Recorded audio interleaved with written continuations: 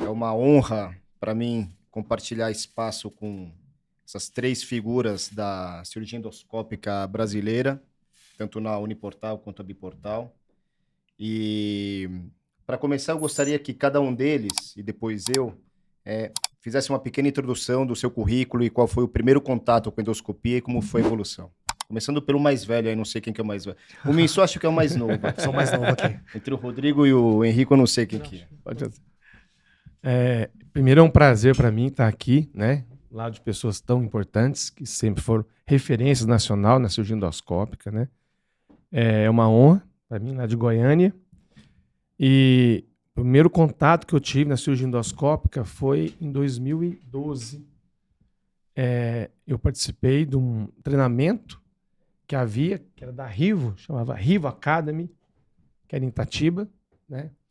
E um dos grandes pioneiros da cirurgia endoscópica dessa época, doutor Davi, é o doutor Carlos Drummond. Faço a menção nele aqui. Um grande amigo, foi um professor para mim em Goiânia. E comecei meus primeiros casos realizando com ele, né? A gente tinha um grupo de residência, de fellow, de coluna no Hospital Geral de Goiânia. E o doutor Carlos era um apaixonado da cirurgia endoscópica. E aí, para a gente que não conhecia, e eu vinha de uma cirurgia de deformidade, aquilo era muito novo, né? E muito bonito. Então, comecei o primeiro contato, mas havia uma grande dificuldade naquela época de a gente conseguir executar a cirurgia. Então, o número de casos foi muito pequeno. E aí, depois, que agora surgiu grandes nomes, dentro deles você, Davi, que conseguiu expandir a cirurgia endoscópica para todo o Brasil. E aí foi quando ressurgiu essa paixão da cirurgia endoscópica na minha vida. Então, a partir dos anos 2018, 2019, 20, depois a gente conseguiu colocar ela nas tabelas dos convênios, aí foi quando eu surgi novamente essa paixão, me dedicando agora na cirurgia endoscópica cada vez mais. Então, aí a partir disso, ela me tomou, né, e eu cada vez fui deixando a cirurgia convencional e para a cirurgia endoscópica. Então, você faz muito. Quero te dar o parabéns aqui. Você é uma pessoa que inspirou muitos colegas, né, ensinando a cirurgia, divulgando a cirurgia endoscópica para todo o Brasil. O Brasil é grande demais, dimensão continental. Perfeito. Né? Então, obrigado você que trouxe a cirurgia endoscópica, entendeu? Lá na Coreia, para aqui no Brasil. Obrigado, eu. Bom, a gente começou mais ou menos na mesma época também, 2013, né, com endoscopia, também com um dos precursores aí, também parceiro do Dr. Drummond, Dr. Vargas. Na verdade, eu tive um paciente que veio no meu consultório e ele era ele era irmão de um distribuidor de cirurgia endoscópica e ele me ofereceu, olha, você não quer operar meu irmão por endoscopia? Olha, gostaria, mas não sei. E aí, na época, tinha poucos, né, aqui no Brasil, e na época quem veio foi o Dr. Vargas. Eu comecei a me interessar, e aí nesse mesmo ano eu fui num congresso na Europa, no Eurospine, e aí eu tive contato com o pessoal lá do serviço do Rutem, tive a oportunidade de assistir um simpósio com eles lá, e aí tempos depois eles acabaram aceitando o convite para fazer o fellow, né, lá, e aí eu fui a primeira vez. E aí começamos o desafio sozinho na época, né? A gente não tinha muito quem ajudasse, não tinha muito consultor como a gente tem hoje, não tinha pós-graduação. Então aprendi um pouco na Alemanha, voltava, aí tinha dúvida, depois voltava um pouco para lá para tirar mais algumas dúvidas. Mas começamos nessa época aí, 2014, 2015, e aí depois de lá, meados de 2017, 2018, aí a coisa explodiu e aí começou as consultorias e viajar o Brasil inteiro aí ajudando os colegas. Épocas aí que quase me divorciei de novo. Eram 60 casos, 70 cirurgias mês às vezes chegou. Então, isso foi um aprendizado muito grande para a gente e agora tá junto aqui desse grupo aqui e a gente também agora aprendendo coisa nova, aprendendo o desafio da Biportal também, as coisas novas que a gente está também vendo na Monoportal também. É muito gratificante poder estar aqui com vocês aqui hoje. Maravilha. Parabéns. Bom, antes de mais nada também eu queria agradecer pela presença de todo mundo. Vocês são inspiração para mim. Acho que vocês sabem disso. Eu admiro os três aqui bastante e servem de uma motivação para eu crescer, né? Ainda mais no mundo da endoscopia, né? Como técnica, como uma visão ampla e assim entendendo a trajetória de cada um aqui que estabeleceu para eu, uma geração mais nova, poder viver realmente um mundo da endoscopia diferente do que era antes. O meu primeiro contato com a endoscopia, na verdade, foi do outro lado. Eu fui paciente. Em 2010, o Dr. Pilson Choi tinha uma hérnia de disco. O Dr. Pilson Choi fez um acesso transforaminal em mim. E naquela época eu estava na faculdade e isso mudou a minha vida, né? Eu tinha muita dor, parestesia na perna esquerda. E aquilo lá me mudou. Então, desde aquela época, entrar para a área de cirurgia de coluna e tentar se dedicar a uma carreira de cirurgia minimamente invasiva foi algo que me chamou a atenção, assim. Tanto do ponto de vista, assim, de apelo do que aquela técnica era, e eu não tinha uma ideia muito clara daquilo naquela época, mas como paciente, daí mudou a minha vida. Basicamente mudou a minha vida. Então, já fui meio direcionado, quando fui fazer ortopedia, cirurgia de coluna, a entender mais ou menos que, puxa, acho que eu quero ir para o caminho da cirurgia endoscópica, acho que é um caminho interessante. E na época, tem um exemplo melhor do que você, Davi, né? Que foi lá, desbravou, você criou esse ambiente nosso, você realmente abriu as portas para a gente poder saber o caminho para a gente trilhar, né? Antes vocês não tinham essa referência, essa facilidade que a gente tem hoje em dia. E foi quando eu decidi ir em 2021 para a Coreia. Aí eu segui o mesmo caminho também. Eu fui buscar lá o professor Gun Choi para tentar aprender mais de cirurgia minimamente invasiva, não só de endoscopia, né? Quem eu atribuo, assim, grande parte de tudo que eu sei foi com os ensinamentos do Gun Choi.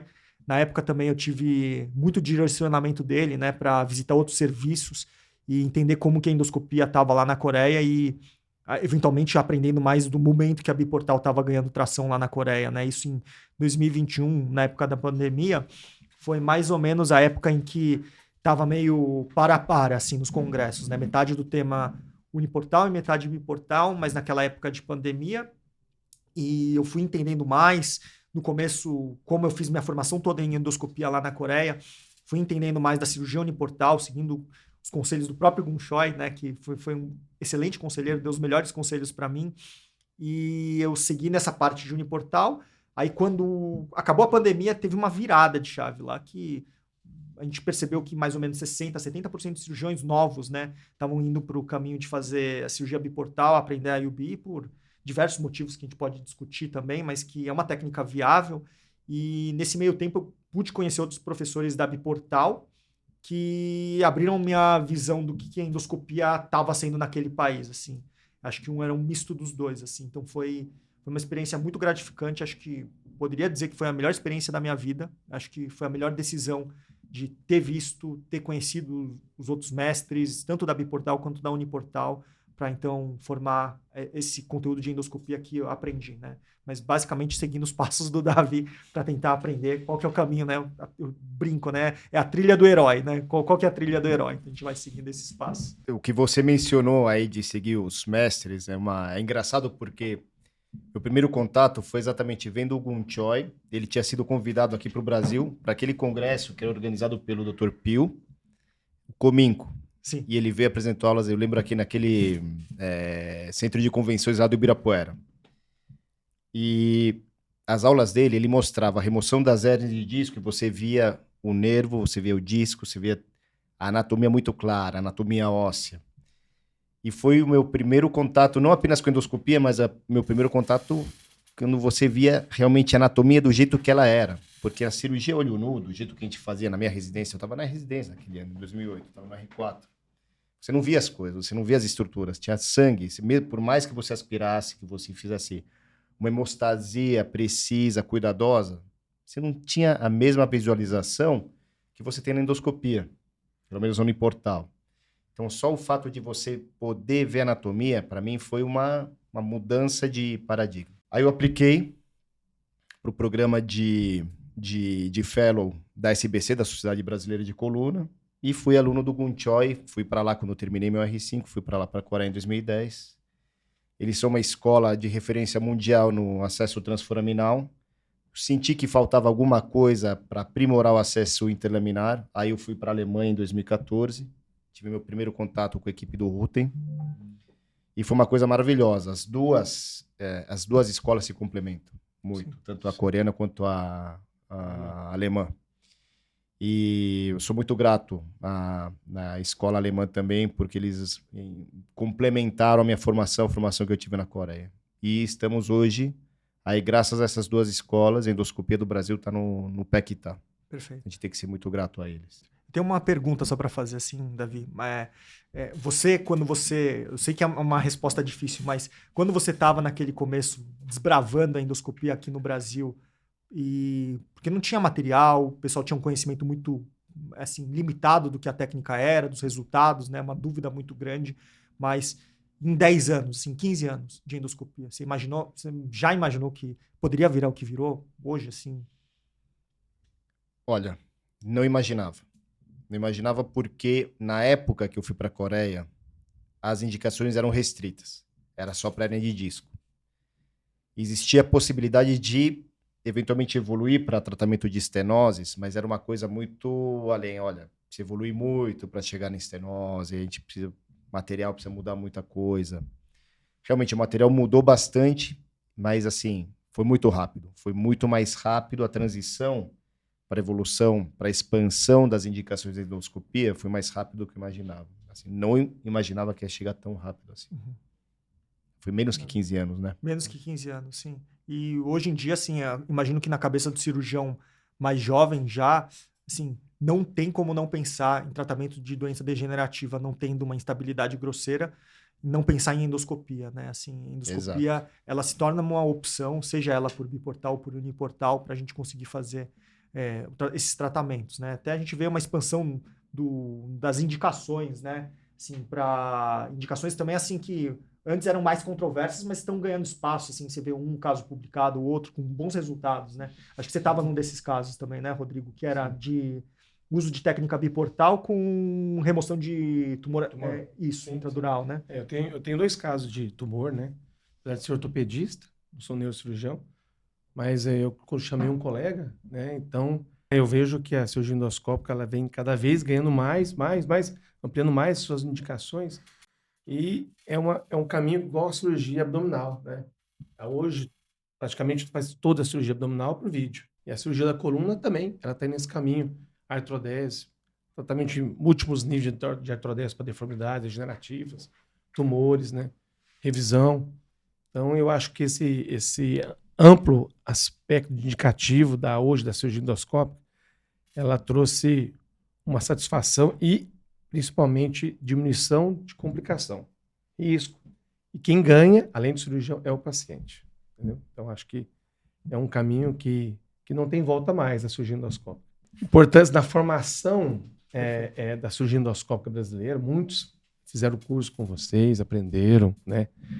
E eu acho que existe uma responsabilidade de você ensinar para o colega. Como que você vê hoje em dia? É uma responsabilidade ensinar o colega, né? Então, às vezes você tem um colega que tem um pouco mais de idade, que está trabalhando ainda, que quer aprender cirurgia endoscópica, quer começar a fazer, mas ainda tem uma certa dificuldade, uma certa limitação, às vezes no local. Será que muitos colegas hoje em dia trabalham em interiores que não têm acesso, mas quer aprender, ele tem a vontade. O que você acha, Davi, Henrico? Como é que deve ser o ensino, né, o ensino médico da cirurgia endoscópica para os colegas, novos colegas que estão começando, mas os colegas já têm certa idade, que já estão acostumados à cirurgia convencional, mas que têm a vontade de mudar, mas tem uma certa limitação. O que você acha? Você já falou muito bem, Rodrigo. Existe essa questão que é criar um hábito, né? Você está introduzindo para esse cirurgião uma outra ferramenta. Certo. Você vai ensinar esse cirurgião a utilizar essa ferramenta nova. A endoscopia é basicamente isso. Uhum. E isso é um pouco complexo. Esse processo de adaptação é demorado, não é fácil. Perfeito. Então você tem que seguir etapas. Você tem que começar com os princípios básicos da endoscopia e ir aumentando aos poucos o grau de complexidade. Você não pode ensinar direto, cair na estenose, numa cirurgia cervical, numa cirurgia torácica. Você tem que Gradualmente. ser primeiro o básico, o gradual, fazer com que o aluno ele pegue o gosto da técnica. Por isso que aqueles cursos, às vezes, cursos rápidos, de final de semana, às vezes a pessoa sai encantada, faz um cadáver ali, 30 minutos, mas quando ele vai fazer no seu paciente, ele sente uma insegurança, uma dificuldade. Perfeito. Então, eu acho que um curso como a pós, que vocês estão planejando, né? Eu faço parte, obrigado pelo convite. Ele te dá um embasamento e traz ao aluno uma confiança que ele está ali com o professor por um tempo maior, que ele pode acompanhar, ele pode trazer o caso dele, e você trazer realmente um ensino, né? Um aprendizado por um tempo maior. Eu acho que a pós, ela vem para agregar e realmente trazer uma formação que ele faça uma cirurgia endoscópica, não só de hérnia, faz para estenose, para cervical e outras áreas. Eu sempre falo, Rodrigo, sempre falo isso para os meus pacientes, e até o Davi sabe, eu tenho uma das aulas de introdução que a gente tem da pós-graduação. Quem tiver a oportunidade de fazer a pós com a gente vai ter essa aula. Sempre traço um paralelo na medicina com a aviação. Perfeito. Eu acho que assim, ninguém vai sair pilotando um Airbus transatlântico da noite para o dia, né? Então, isso leva tempo. Então, o primeiro ponto no ensino, eu acho que a gente tem que ter o domínio dos equipamentos do avião que a gente está pilotando naquele momento, né? Então, tem vários modelos, vários níveis de complexidade, enfim. Um segundo ponto, acho que o aluno tem que entender o plano de voo, né? Saber aonde ele vai voar, saber o mapa de onde ele vai fazer, porque pode ser um excelente piloto, mas se tiver um fio no meio do caminho, ele vai enroscar. Se tiver uma montanha, igual o Mamonas Assassinas, vai trombar. Então, é um processo. Entender como é que funciona todo o contexto, time, preparo de sala, equipamentos, enfim, manejar tudo isso. E como todo piloto, assim, demanda treino. Então, assim, você não vai pegar um simulador de voo no videogame, vai treinar lá e, de repente, você vai pegar um avião e no dia seguinte vai sair pilotando, tá? Então, eu acho que a responsabilidade nossa como professor realmente é formar pilotos da Força Aérea, pilotos de elite, na verdade, né? Então, para saber lidar com todas as situações, e mesmo a gente sabe que tratar de coluna aí, às vezes é uma guerra, né? Então, a gente tem que preparar os alunos para a guerra, não só para ser um bom piloto, mas um piloto militar. Perfeito. Tá? Mas isso leva tempo, né? Isso é um processo, né? E independente da idade, claro que tem pessoas que muito se fala sobre curva de aprendizado, enfim, mas isso é muito de cada um, né? Eu acho que nosso cérebro tem que começar a se acostumar primeiro com o conceito, primeiro com os equipamentos, e depois, né, ir se acostumando com a visão, com a navegação, enfim, e saber com as tomadas de decisão durante o ato cirúrgico, quais são as melhores tomadas de decisão, para que realmente a gente tenha o benefício realmente da técnica, que a gente sabe que hoje a literatura diz que a endoscopia é o padrão ouro para a maioria das patologias degenerativas, mas são baseadas em estudos onde se existe uma padronização técnica. Então, quando a gente não tem a experiência e a gente tem o viés da inexperiência do começo da curva, que é normal para todo mundo, né, a gente acaba não tendo o mesmo benefício. Então, para ter esse processo, para que tenha uma formação sólida em relação a isso e saiba dominar todas as ferramentas, por isso que é muito importante uma formação mais extensiva e responsável. E a experiência de vocês vai trazer mais segurança, vai transcorrer uma complicação, ela ensina mais que só aquele bom resultado, né? É isso. O próprio convívio do aluno, né, com os professores, eu não estou falando apenas de nós quatro. O curso ele proporciona para o aluno o contato com outros excelentes e cirurgiões endoscópicos com muita experiência. Então, esse convívio, esse contato só traz os melhores benefícios. Isso é muito enriquecedor para o curso e para o aluno, para ele aprender. Perfeito. Eu acho que vale a pena agora, talvez, a gente apresentar algum caso. O que você acha, Rodrigo? Eu trouxe um caso aqui que eu acho que ele demonstra esse paciente. Inclusive, ele teve hoje no meu consultório pela manhã. Falei, vou trazer para mostrar para os colegas, né? que eu acho que ele traz a beleza que é a cirurgia endoscópica, como ela mudou um pouco a visão nossa como cirurgião de coluna, né? É uma senhora idosa e a taxa de sobrevida da população cada vez aumenta mais. Então, cada vez é mais comum de ter idosos ativos no nosso consultório, buscando uma qualidade de vida melhor, né? Então, é uma senhora que já tinha sido operado, já uma artrodese longa, quase toda a coluna lombar, e ela estava com um sintoma de claudicação neurogênica, dificuldade para andar. Isso vinha cada vez progredindo mais e limitando mais, e aí tratado de formas conservadoras e bloqueios sem melhora. E a paciente apresentava, essa aqui é a imagem da artrodese, só para você ver como é que é a evolução, né? A artrodese dela, esse é um raio-x, se não me engano, de 2020.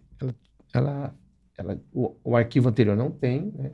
E era uma paciente com uma estenose, fez uma laminectomia e uma artrodese longa. E aí, essa ressonância atual, ela fez, então, uma doença do nível adjacente, L1, L2, né? Com uma compressão do canal, fazendo uma estenose, a radiografia e a tomografia mostrando, com uma doença do disco, sem uma instabilidade grosseira nas radiografias dinâmicas.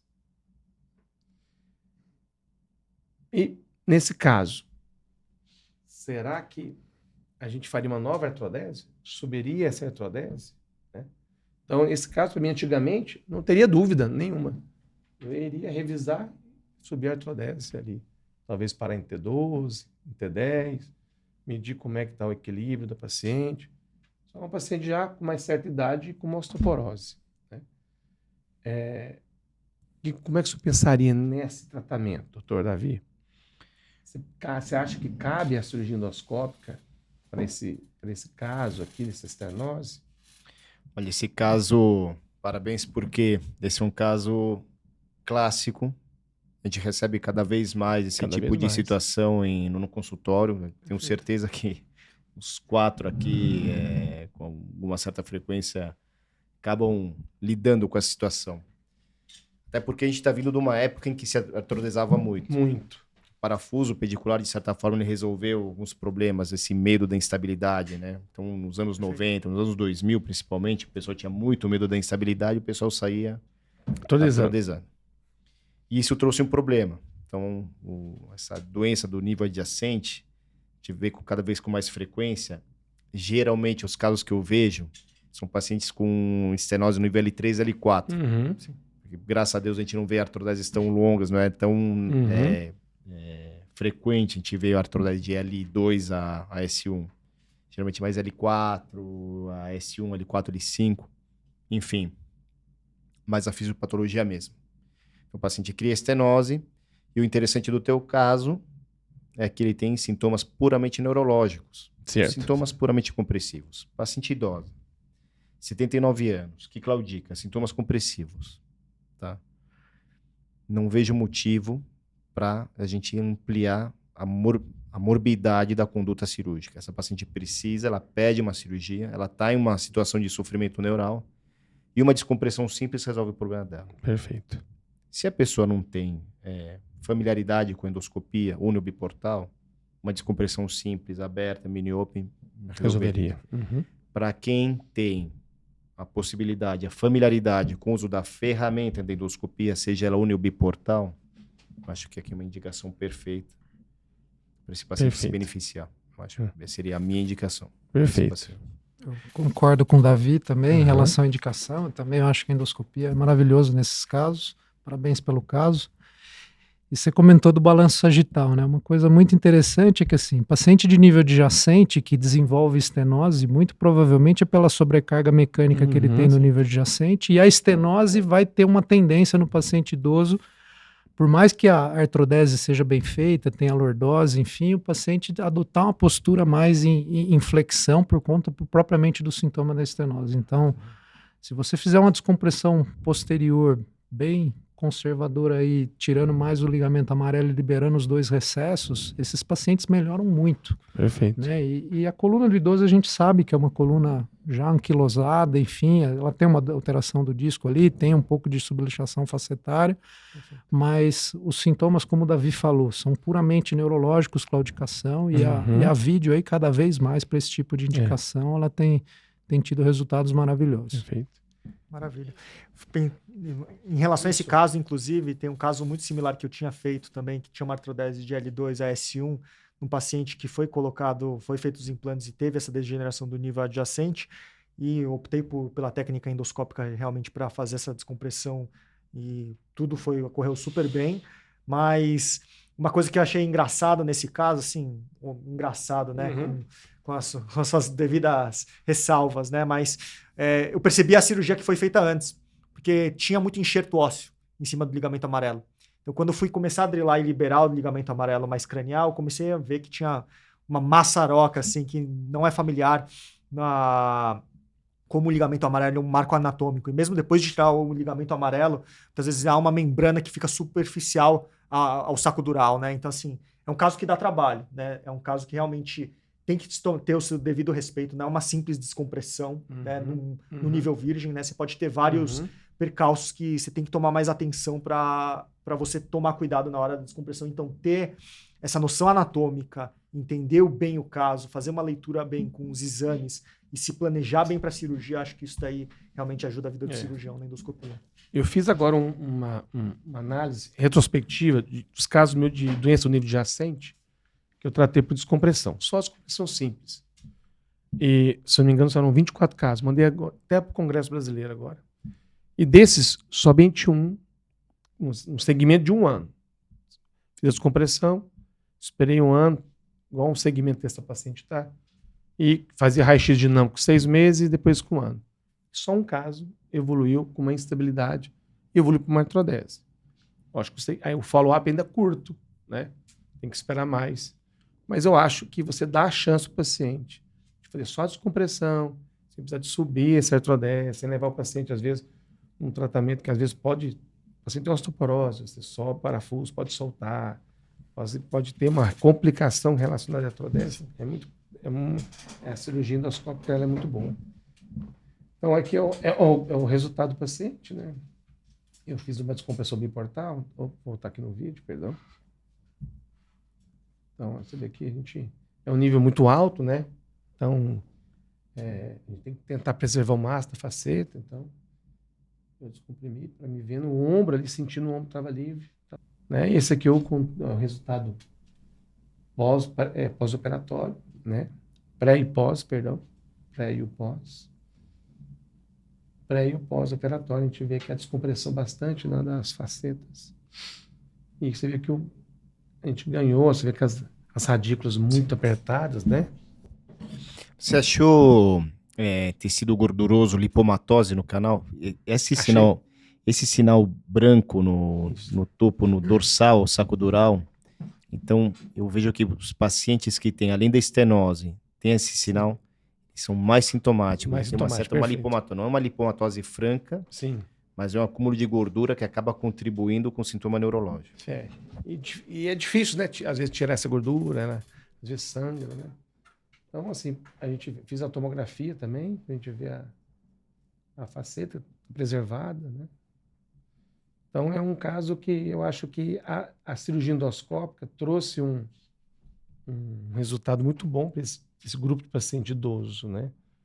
É uma técnica muito viável que a gente deve, né, estimular a fazer mais, mesmo que essa paciente, às vezes, no futuro tenha que fazer uma nova cirurgia, mas a gente tentou fazer algo menos agressivo para ela. Acho que assim, olhando até as imagens pós-operatórias, né, pensando realmente no que é cirurgia minimamente invasiva, né? A gente tem uma preservação muito importante dos tecidos das partes moles, né, da musculatura. Vou botar o músculo para você ver. Isso. pensando ainda numa paciente idosa, né? Então, a gente também vê que a descompressão ela foi muito satisfatória e preservando toda a faceta, né? Você tomou cuidado de preservar toda a faceta. E uma coisa que é engraçada, mas uma curiosidade, né? Acho que quanto mais endoscopia a gente vai fazendo, ou faz parte da nossa vida, mais a gente vê o exame, já entende a endoscopia envolvida, que a gente vai precisar fazer, o que foi feito naquele caso, e realmente dar essa visão para o cirurgião que está aprendendo endoscopia é muito importante, né? Que me foi passado também esse conhecimento, que é pensar como endoscopista, né? Assim, você acaba pensando nos casos de uma maneira mais com a endoscopia na sua mente. Próximo caso aqui que eu trouxe, parabéns aí, Rodrigo. Uma bela Parabéns, solução. parabéns. E a Muito bem. oportunidade de bom. compartilhar um Perfeito. caso com vocês. E o próximo caso que eu ia mostrar é justamente sobre isso, né? Sobre o raciocínio endoscópico que a gente... Mas mostrar que existem várias ferramentas e, às vezes, a escolha num determinado acesso em detrimento do outro pode facilitar muito a nossa vida mesmo quando a gente tem bastante experiência na endoscopia. Esse é um caso recente, faz 2 semanas agora, de pós-operatório, um paciente de 76 anos, teve várias internações no pronto atendimento com quadro de dor refratária. E nas últimas semanas, esse paciente ele começou a ter um quadro de alteração de força e com uma claudicação bastante importante. Era um paciente de 76 anos, tabagista muito pesado, 120 anos maço. Nossa. Tá? Tinha uma dislipidemia, tinha uma doença arterial coronariana importante também, e tinha feito uma correção de aneurisma de aorta abdominal recente, tá? Em uso de dupla antiagregação plaquetária, e ele tinha uma dor na face anterior da coxa associada a uma perda de força em membro inferior, uma dificuldade de marcha e ortostase, ele não conseguia nem sentar nem ficar de pé, e uma força grau 3 da dorsiflexão do pé direito e grau 4 da extensão do joelho e adução da coxa. Mas isso em repouso. Quando ele ficava de pé, essa dor piorava bastante. É uma imagem, uma hérnia que a gente vê muito no dia a dia, né? Uma patologia hérnia 4-5, é um nível mais frequente de acometimento aí. Porém, tinha 2 detalhes importantes aí, né? Tanto do ponto de vista clínico, ele tinha um envolvimento da raiz descendente de L5 e da emergente de L4, né? E era uma hérnia relativamente migrada, né? Pegando um pouco de recesso lateral, com uma leve insinuação para o forame. Queria perguntar aí a vocês aí, é o paciente masculino, então, às vezes a crista é um pouco mais alta, enfim... Qual que seria a primeira opção de vocês aí? Esse caso é um caso muito interessante. Paciente que apresenta um comprometimento, principalmente da raiz emergente, né? Um paciente que tem um risco alto da anestesia, né? Por ele ter várias comorbidades. Eu abordaria esse caso fazendo uma descompressão paraespinhal. Ele é um homem, disco baixo, assim, parece o L5 parece meio vértigo de transição, não sei, tem que, né, com as geografias, mas ter dificuldade pelo forame aí, se fosse uma via clássica transforaminal, eu abordaria uma via paraespinhal, descomprimindo bem a raiz emergente, eu iria afastar a raiz, esse fragmento que está extruso, retiraria o fragmento e não mexeria no disco, só faria a sequestrectomia nesse caso. Eu faria paraespinhal. Eu acho que a rota, realmente olhando para esse caso, e essa imagem tanto na região da raiz emergente perto do gânglio, também ela indo para o recesso lateral, talvez o caminho mais curto para realmente chegar a essa hérnia de disco seria o acesso paraespinal, mas também fico convidado a pensar em fazer uma descompressão contralateral para descomprimir bem o recesso e garantir que eu tenha um recesso muito bem descomprimido e consigo pegar essa hérnia também na raiz emergente, que acho que a gente consegue ter um acesso tão bom na cirurgia biportal quanto na uniportal. Perfeito. A hérnia migrada cranial, para mim, é uma das mais desafiadoras, não só para cirurgia endoscópica, mas para cirurgia convencional. Porque esse fragmento ele se esconde. Ele é o fragmento mais escondido, né, das migrações. A hérnia que migra para caudal, a migração está na janela. Perfeito. Você não precisa abrir tanto a janela, você vai cair lá. Não precisa fazer grandes manobras. Aqui, dá para tirar pelos 2 acessos, tanto pelo posterolateral extraforaminal, você pode tirar também pelo acesso interlaminar. grande problema é que a imagem lá mostra o quanto de lâmina que você tem na frente dessa hérnia. Então, a tua drilagem, janela tá você aqui, consegue né? mostrar aí, Henrico? É muito interessante isso. Olha o que tem, a lâmina vai daí, ó, o caudal. Isso. tá aqui, né? Tá aí. A gente tem Aqui é a lâmina, né? Isso. Tem que subir para chegar lá. A quantidade de lâmina de L4 que vai embora, assim, Perfeito. é muita lesão óssea. Bom, eu não tinha um raio-x pré, mas esse é o raio-x já no centro cirúrgico.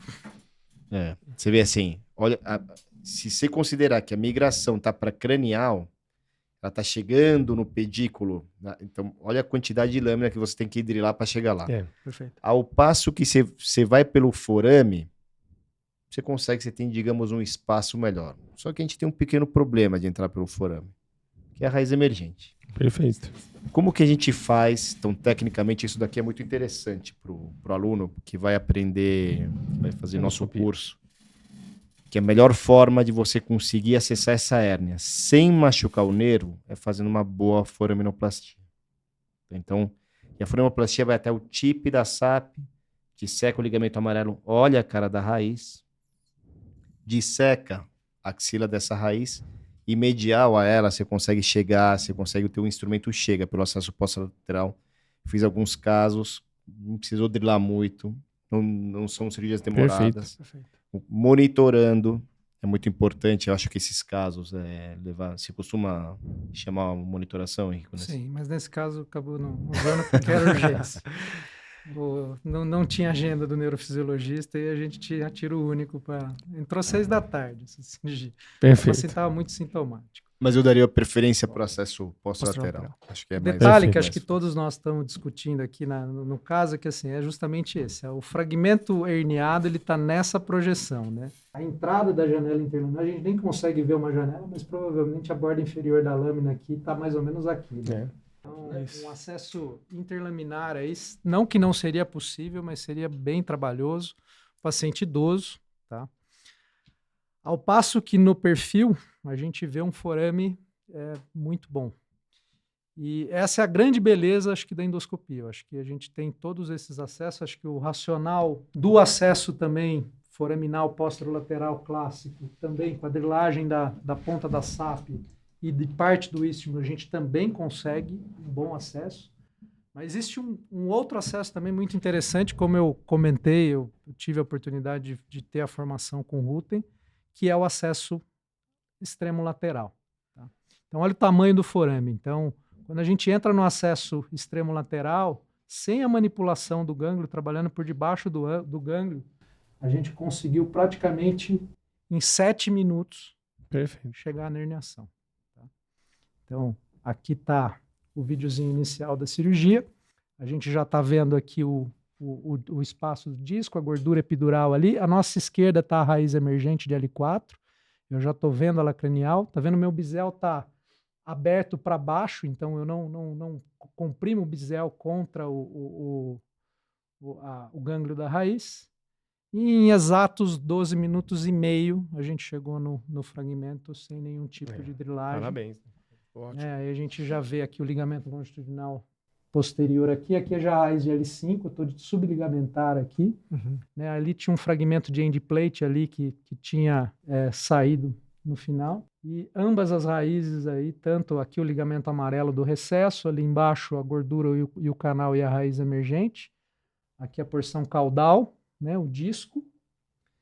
E a gente, com a escolha de um acesso e a experiência de um acesso, a gente pôde uma cirurgia de menos de 30 minutos aí, do começo ao fim, desde a punção até a retirada do fragmento, a gente conseguiu solucionar o caso aí. O paciente praticamente saiu sem dor nenhuma. Tá? Então o canal ficou bem livre ali, o espaço da hérnia, né, do ligamento, que ela estava subligamentar para cima, e ambas as raízes aí bem livres. Bonita.